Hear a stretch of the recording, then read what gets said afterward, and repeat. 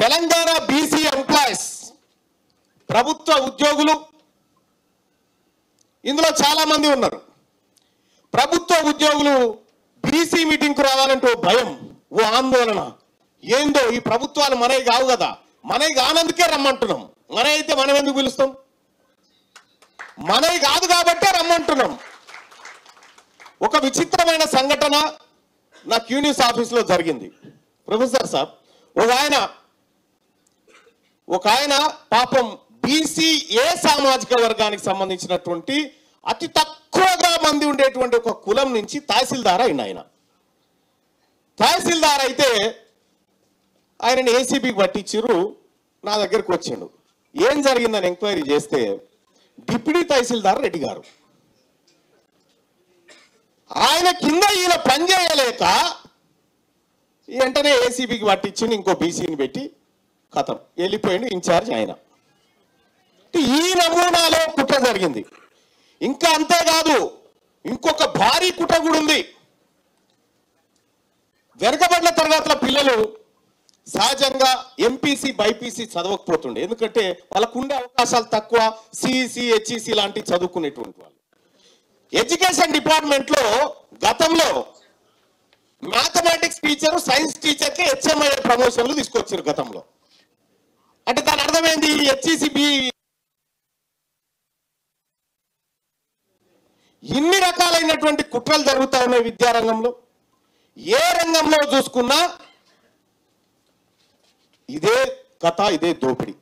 నేను ఓపెన్ గా చెప్పిన ఈ తెలంగాణ రాష్ట్రం హైదరాబాద్ సంస్థానం నుంచి ఇప్పటి వరకు ఒకే ఒక్కరిని ఓపెన్ గా చెప్తా ఉన్నా, తీన్మార్ మల్లన్నకు మీ రెడ్డిల ఓట్లు వద్దు, మా బీసీల ఓట్లు చాలు. మీరు ఆ మాట చెప్తారా? మీ బీసీల ఓట్లు మాకు వద్దని మీరు చెప్పగలుగుతారా? చెప్పురి, చెప్పగలుగుతారా? చెప్పలేరు. ఇవాళ తెలంగాణ రాష్ట్రంలో బీసీలంతా ఒక్కటైనం. మేము ఒక్క తల్లి పిల్లలమని తెలుసుకున్నాము. మేమంతా క్యాస్ట్లు కాదు క్లాస్ అని తెలుసుకున్నాము. మీరు దాచిపెట్టి మీరు అణిచిపెట్టినటువంటి అన్ని చరిత్రలను బయటికి తీస్తా ఉన్నాము. ఇలా తీన్మార్ మల్లన్న లేకపోతే వేదిక మీద ఉన్నటువంటి మేమందరం కూడా మా తలను లెక్క పెట్టమంటే మీ తలను లెక్క పెట్టమయ్యా, మీ ఇంట్లో ఉన్నటువంటి కుక్కలను లెక్క పెడతామని చెప్తా ఉన్నారు వీళ్ళు. తెలంగాణ రాష్ట్రంలో పందులన్నునే లెక్క ఉంది కానీ బీసీలు ఎంతమందిరో లెక్క లేదట వాళ్ళ దగ్గర. నేను అందుకోసమే ప్రతిరోజు వీళ్ళ లెక్కలు తీస్తా ఉన్నా. ప్రతిరోజు ఏ నియోజకవర్గంలో ఎవరెవరు ఉన్నారు, ఏం కథ అనేది లెక్కలు తీసి పక్కాగా స్క్రీన్ మీద వేసి ప్రజలకు చూపిస్తా ఉంటే ఒక ఆయన చెప్పిండు, పాపం రెడ్డి గారు, మా ఓట్లతో గెలిచిన మల్లన్న నువ్వు రాజీనామా చేయన్నాడు. నీ ఓట్లే పిడికేడని లేవు, నీ ఓట్లే గిన్ని లేవు.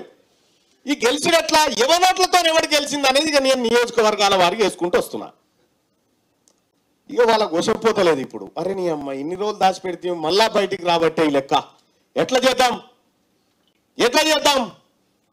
ఆయనతో పోయి తీన్మార్ మల్లన్న మీద కంప్లైంట్ ఇచ్చారు ఆ రేడియోలు అంతా పోయి. పాపం పొరగాళ్ళు ఈ ఏదైనా పాపం వాళ్ళని సీఎం తిట్టిన పోనీ అమ్మ లేందో ఉద్యమం లేపుతుర్రా మీరు, వాళ్ళ తెరువు ఎందుకు పోతుర్రా బీసీల తెరువు అని తిట్టినట్టు కథం.